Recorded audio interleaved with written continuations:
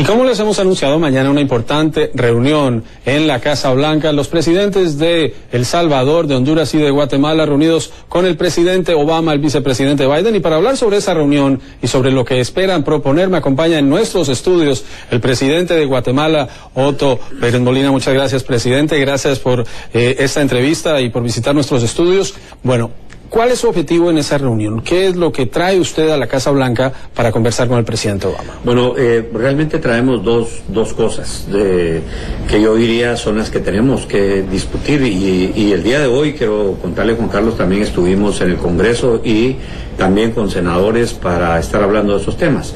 Lo primero es cómo logramos seguir conjuntando los esfuerzos para lograr resolver esta crisis humanitaria que se ha dado en la frontera de México con Estados Unidos, del lado de Estados Unidos, en donde se han concentrado miles de menores de edad no acompañados. Entonces, hemos tenido acciones que han venido ya de hace, yo diría, mes y medio atrás, en donde llegó el vicepresidente Biden a Guatemala, ya estuvo el jefe del Comando Sur, el general Kelly, ya estuvo también el secretario de Estado, John Kerry, que tuvimos la oportunidad de platicar con él en Panamá, una reunión con los tres presidentes, estuvimos con el secretario también de Seguridad Nacional, es decir, han llegado dos grupos de congresistas a visitarnos allá directamente a Guatemala, y esto nos ha permitido ir compartiendo las responsabilidades y las acciones que tenemos que tomar cada uno.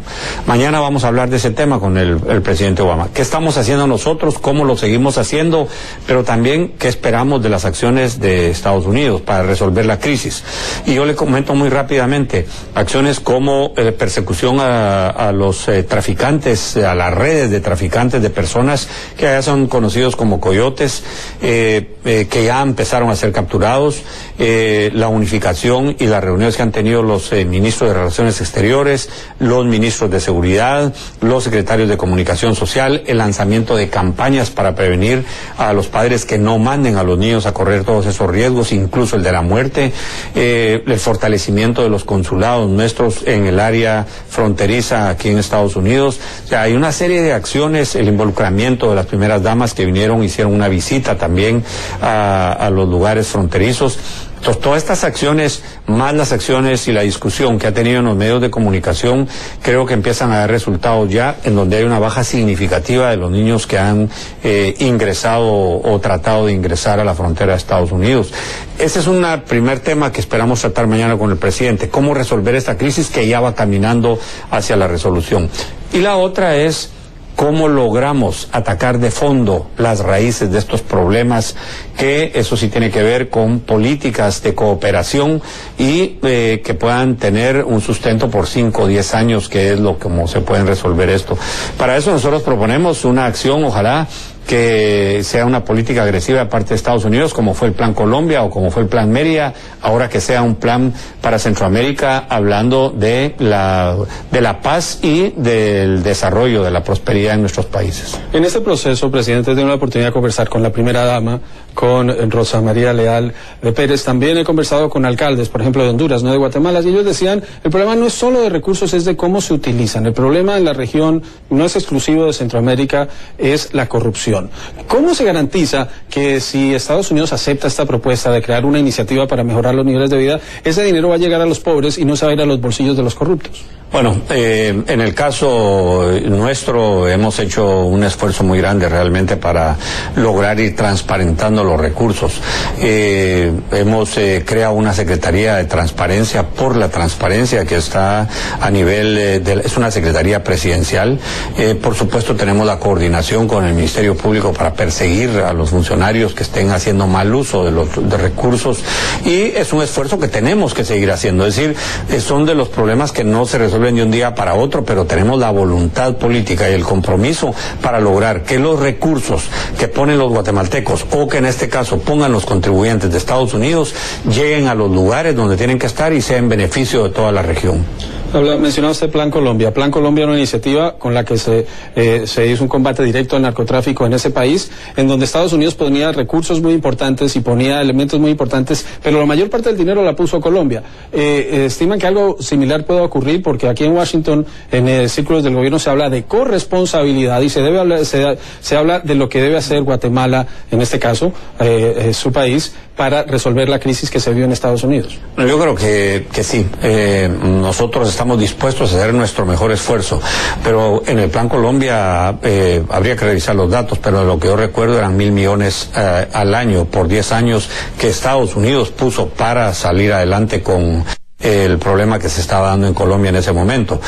Nosotros esperaríamos, ahorita se están invirtiendo casi 20.000 millones de dólares en todo el tema de la seguridad fronteriza entre México y Estados Unidos.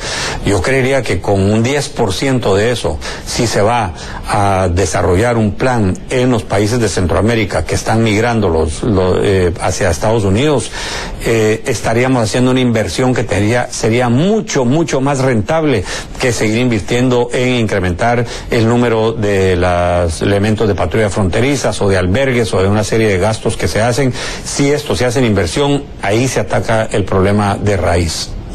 Conversando con la primera dama, en 2012 ella presentó un informe, participó en un encuentro, advirtió sobre lo que estaba ocurriendo. El gobernador de Texas advirtió en 2012 sobre lo que estaba ocurriendo. Estamos en 2014.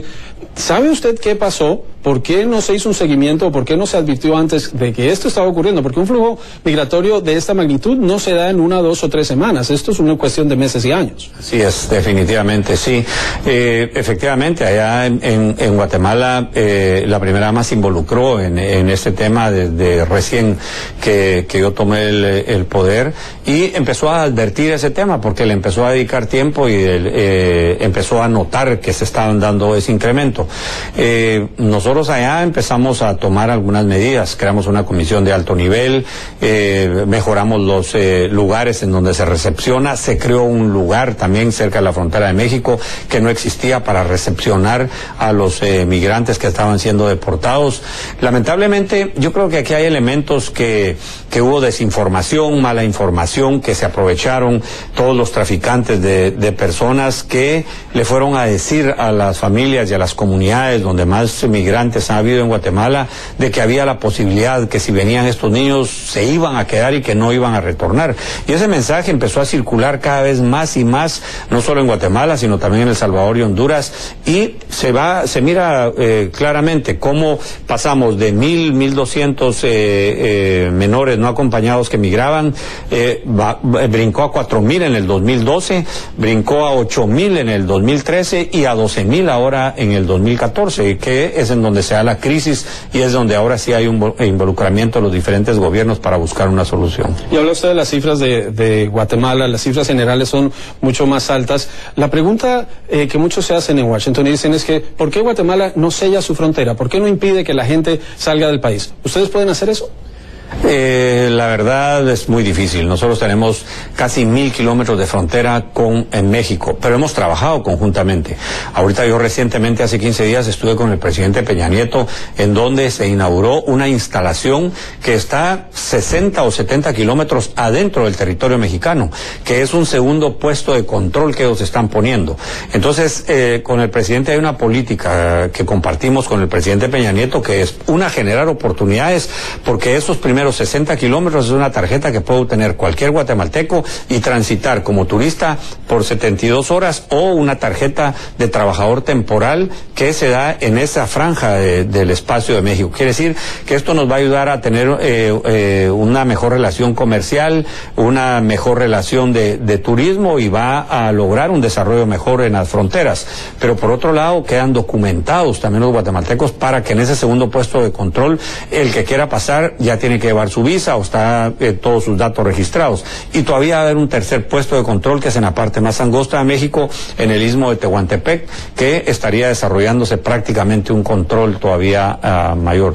Nosotros, para decirlo, hemos también implementado con la cooperación de Estados Unidos una fuerza de tarea del lado de Guatemala en la frontera con México, en donde Estados Unidos puso los vehículos, los equipos de comunicación, y nosotros pusimos una fuerza de tarea, se llama Interinstitucional institucional, policía, ejército, migración, aduanas están trabajando conjuntamente, incluso el Ministerio Público, para poder judicializar cualquier caso. Quiere decir que hay esfuerzos que se están haciendo en ese sentido para mejorar los controles. ¿Cómo recibe usted, a través de los medios, ve uno, el rechazo que están generando la llegada de los niños en Estados Unidos? Ve uno miembros del Congreso diciendo que no los quieren acá, diciendo que los niños pueden traer enfermedades, que esto es una invasión. Es una minoría, pero es una minoría que hace mucho ruido. ¿Cómo ve usted personalmente que se refieran así a menores que vienen de su país? Bueno, yo creo que eso son comentarios que realmente no tienen la visión que debe tener. Esto debe tener una visión integral y debe ser una visión fundamentalmente humanitaria. Al final son niños, no son delincuentes los que están llegando, no es que vengan enfermos tampoco, sino no aguantarían hacer toda esa travesía, pero no deja de tener un poco eco estos comentarios que se hacen, pero yo le quiero contar que hoy tuvimos 12 sesiones en el Congreso, una sesión en el Senado de Estados Unidos, y hubo mucha disposición, mucha apertura y la voluntad puesta de manifiesto para trabajar, que es un problema conjunto y que lo tenemos que trabajar también conjuntamente. Los guatemaltecos, un segmento muy importante de la población hispana de Estados Unidos, llevan muchos años en este país trabajando como los inmigrantes lo hacen, y ahora se habla de reforma inmigratoria, pero una nueva encuesta de CNN que sale hoy, se le pregunta a la gente qué opinan. El 51% ahora considera que el énfasis debe ser seguridad fronteriza, contra un 41% que pensaba eso en febrero, mientras que en el tema de la legalización de los millones de indocumentados que hay en Estados Unidos, ahora un 45% dice que esa debe ser la prioridad, contra un 54% que lo pensaba en febrero. Hay un descenso de 9 puntos. Esta crisis está teniendo un impacto. ¿Qué tan importante sería para Guatemala una reforma inmigratoria? ¿Qué tan importante sería para Centroamérica que los millones de personas de la región se puedan legalizar? Yo creo que el impacto que ha tenido toda esta noticia que ha salido, y en el contexto político, que hay que decir lo que se está viviendo en Estados Unidos, hace también que haya habido ese descenso en los que pensaban en apoyar una reforma migratoria. Pero yo creo que esto es coyuntural. En la medida de que ahorita se pueda resolver esta situación, esta crisis humanitaria que se da en la frontera, creo yo que el tema de fondo, el gran tema, es la reforma migratoria. Y yo tengo que reconocer que el presidente Obama ha hecho una labor importantísima, ha sido contundente en decir que hay 11 millones de migrantes aquí en Estados Unidos que debería de dárseles la oportunidad para legalizarse y para documentarse, y a 11 millones que ya están viviendo aquí en Estados Unidos, que están trabajando e incluso que han de estar pagando los impuestos como cualquier ciudadano americano. Así que yo creo que el tema de fondo sigue siendo esa reforma migratoria. Si esa reforma migratoria hubiera pasado, esta crisis que se da en la frontera, yo estoy seguro no se hubiera dado. Y es un debate que se da en el Congreso entre quienes están o no de acuerdo, pero la Casa Blanca le pidió al Congreso $3.700 millones, no los ha recibido. El Congreso ahora hace una contrapropuesta por la mitad de esa cantidad, pero todo parece indicar que nada de esto se va a resolver sino hasta septiembre, en medio de la crisis. ¿Tiene usted esperanzas de que puede llevar algo concreto después de su reunión con el presidente Obama, teniendo en cuenta que el Congreso de Estados Unidos no avanza en este tema? Bueno, yo sí llevo las expectativas que se pueda dar. Hoy que estuvimos con unos senadores, ellos nos explicaron efectivamente, estaba el presidente de la Comisión de Relaciones Exteriores, estaba la presidenta de la Comisión de Apropiaciones también del Senado, y nos dijeron de que efectivamente ellos están en la mejor disposición de aprobar estos recursos. Y hay una visión importantísima, que no quieren que todos estos recursos se queden solamente también en la seguridad fronteriza, sino que también están pensando en los países para ayudar a la recepción y a una serie de cuestiones. Si nos explicaban que de 110 millones, que era la propuesta inicial, ellos están pensando en subirla a 300 millones para ayudar también en los programas que se están llevando a cabo en los países centroamericanos.